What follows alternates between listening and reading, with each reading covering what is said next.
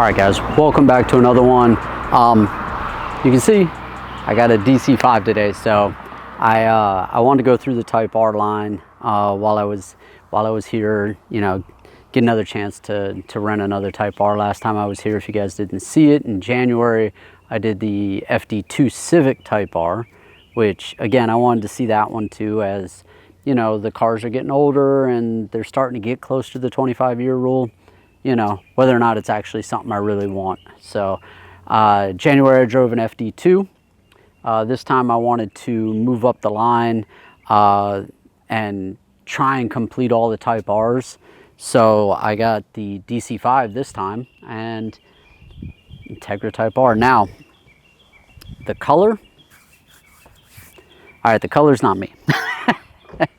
I'm definitely like a white or a black. The yellow, I guess if it was an EK9, I'd be okay with that. But on this, well, let's just say nobody misses me on the freeway, okay? Everybody can see me. But what I wanted to talk to you guys about was I wanted to talk to you about the progression of the Integra and how it went from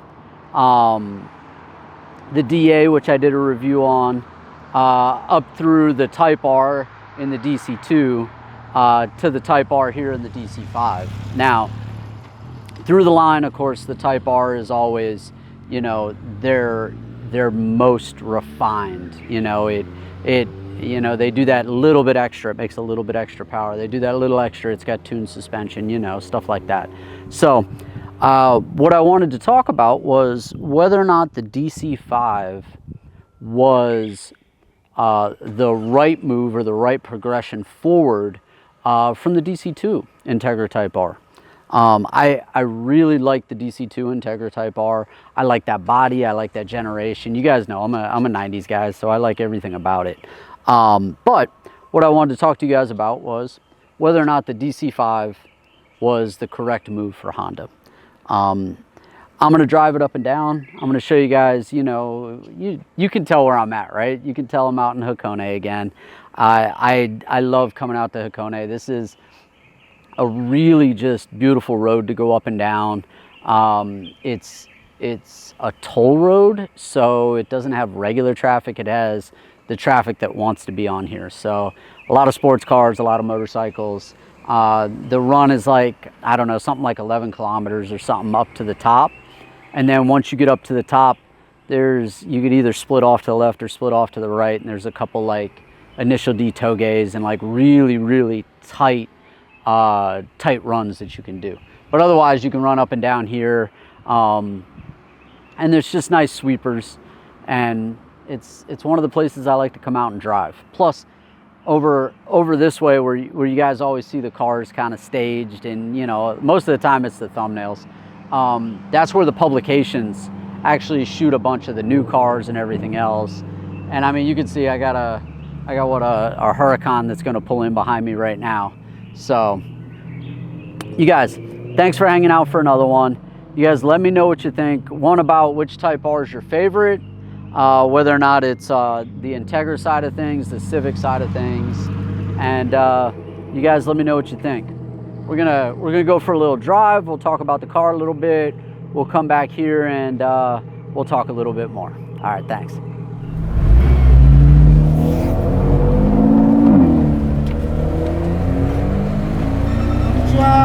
Konnichiwa. 730円。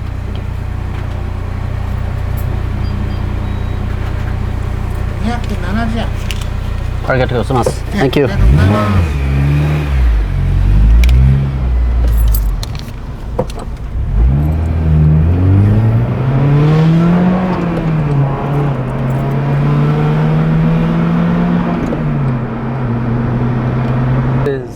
This is kind of my my like test and tune, you know, test course that I like to come out to. So we're out in Hakone again. We're on the Hakone Pass, and you know, if you guys have been following me, if you've seen my other car reviews from Japan, you'll know this is actually where I like to bring the cars. So I'm gonna give you just a driving impression of the DC5. So if you guys, well, I mean, if you guys just kind of skipped ahead and got to this part of me sitting behind the steering wheel and you didn't quite know what I was in, I'm in an Integra Type R, a DC5. So this is, again, one of those cars down the line, one of those iconic cars, I should say. Now, the Type R and the Type R lineage is renowned, okay? Honda, in my opinion, made probably two of the best cars ever in the EK9 and the DC2, okay? Now, last time I was out here, I rented an FD2, which is, you know, the continuation of the Civic Type R line after, you know, they did like the EP3 and they did the Euro R and all of that. The FD2 is what I drove last time, and it was one of those cars that, as the 25-year rule starts getting closer and closer, you know, I wanted to know if that needed to be a car on my list. So that's also where the DC5 lands. Now, granted, they're newer, so I have to wait a couple more years, but the way it's kind of going anymore, importing these, is really I just want to buy one and kind of stash it away for a couple years before, like, it hits, you know, a couple months before the mark is, so that you can import them, because then the prices just skyrocket. But anyways, the prices are still reasonable if you were to only buy it in Japan, and, you know, of course, it not be ready to come over yet. But like I said, I wanted to give you a driving impression. Earlier on in the week, I had an NA Miata that I brought up here, and it's funny because you literally can't even compare the two. So one of the things with the DC5, especially over the Miata, but even over the previous generation with the DC2, is that it definitely feels more refined, less kind of manual, which is a good and a bad thing. So as you go along, two nice 890s. We'll have to try and find them later. But as you go along through the generations, that's what happens. You know, there's a refinement that's done. There's, you know, they tweak things and everything else. Well, in the DC2, in between that and the EK9, but the DC2, it's, in my opinion, arguably, I think the best, I'll say it, the best that Honda came out with. Okay, I know we're gonna love this in the comments, but what I want to get at is that B series engine, okay, for, I don't know, almost 20 years was the only engine, and was the top of the top, you know, and didn't get any better than, you know, a B16B or a B18C, and you made a ton of power. It made a ton of NA power, you know, and then so they moved in progression, and they moved to the DC5. Now here's where the kicker comes, is the introduction of the K. Now, as the generations and as we get later and later, you know, the B series are harder to find, and there's definitely no argument for what the K will do. K will make a ton of great power, natural, make, you know, good power natural. There's limitations and everything, but you understand that. And then the K progression from the K20 to the K24, then into the K24. I mean, everybody's doing a K24 in turbo. We saw that at H-Day in Maryland. They make a gob of power, and I mean, that progression moved up to, you know, 7 seconds down the quarter. Now, the K20 that's in this, I get a ton of revs, I get good power, I get good response, everything that you'd want from a Honda. Now, what do you guys think? Do you think that this DC5, this Type R, is as good, if not better, than the DC2? For me, you know, I'm a 90s guy, so that DC2, there's a rawness to it. There's, again, I'm stuck on the very manual feel of everything.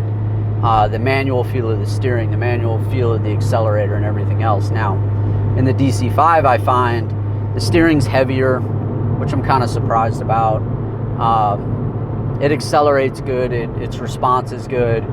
The clutch, may just be the clutch in this one, you guys will comment, but I find that the engagement point is super high and actually really soft. I mean, I'm in a rental, you know, so this rental, just so you guys know, has 202,000 kilometers on it. So, you know, it's driven, and it's not driven nicely, you know. I mean, everybody that gets in these, what do they want to do? They want to rip them to 9K, you know, and just go. So, but the car does actually handle really well. The car's response and everything is really great, and what I would expect from a Honda, and what I would expect from a Type R badged car. So I'm going up Hakone, as you guys can see. We're gonna have a little fun. We're gonna go up and down a couple times. I'm gonna get a nice feel for this car. I have to say it's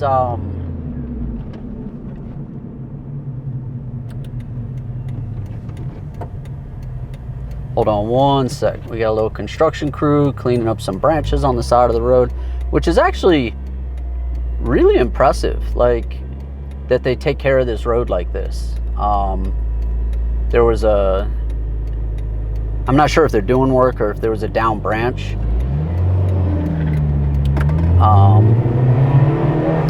But yeah, so they were holding up the road and doing that, which is cool. Man, we got a bunch of good cars out here. The A90's caught up to me. There's an 8.6, a Hachiroku. So a lot of good cars out today for a midweek in the afternoon. Let's see if these guys want to catch up and go by me or not. Man, I guess not. They look like they're hanging back there. So we'll speed up just a little bit so we're not holding them up. It's a good excuse anyways.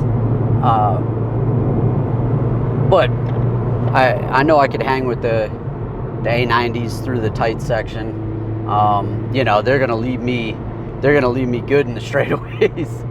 But I mean, this car definitely handles.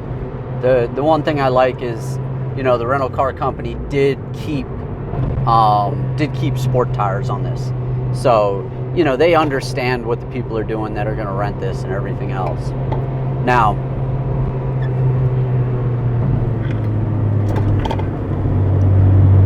I really want to hear what you guys think. Do you think the progression of where Honda's gone, did it make sense when they moved to the DC5?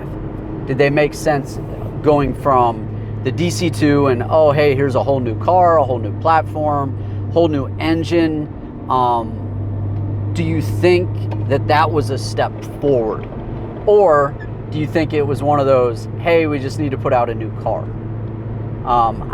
Like I said, the refinement, everything else, the K series, we can't deny that the progression of the K series was definitely a huge move forward by Honda, and honestly, I never thought they'd go away from a solid B series. You know, that B18, that was renowned. I mean, even in the other, you know, the non-C, you know, the non-VTECs, everybody would jump in those, throw a turbo on them and everything else. But you know, being able to rev to 9 or 10K, you know, to the top of the world is of course the most fun. So I'm gonna finish up this drive. We'll park it. We'll talk a little bit more, and you guys, thanks for hanging out. I appreciate your comments as always, and we'll keep having fun in the car.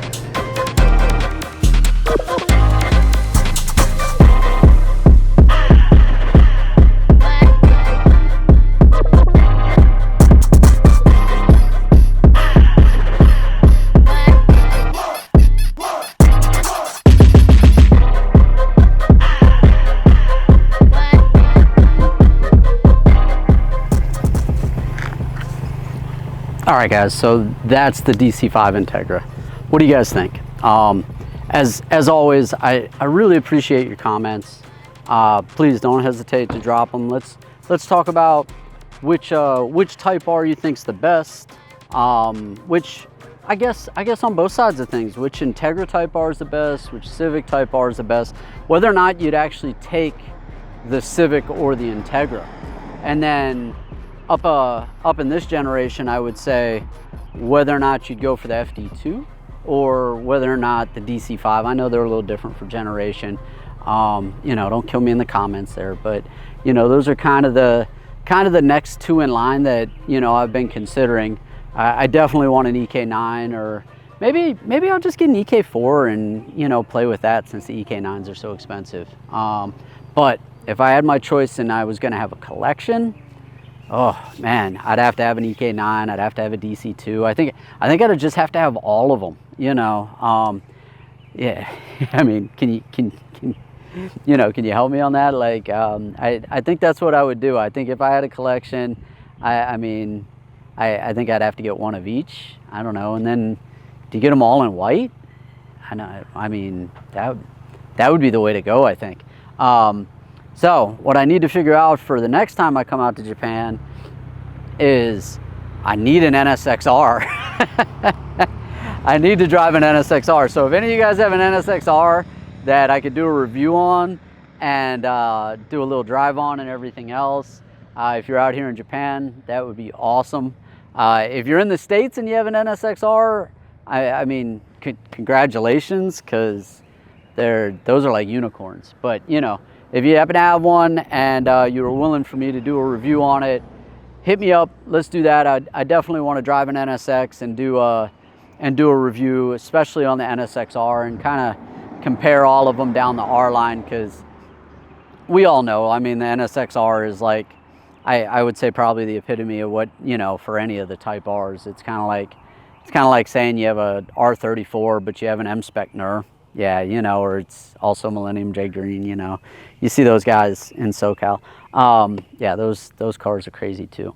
But you guys, let me know what you think. Let's talk about it. Let's talk about the DC5, whether or not you guys like this one, whether or not you think they should have stopped with the DC2, or whether or not you even think the new Integra that's now out, that they gave the Integra name, kind of like they've done with the FL5 and everything else, where it's the continuation of the lineage.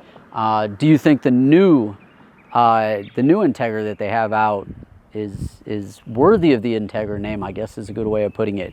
You know, all the companies like to do this. They like to maintain that old heritage and everything of their namesake.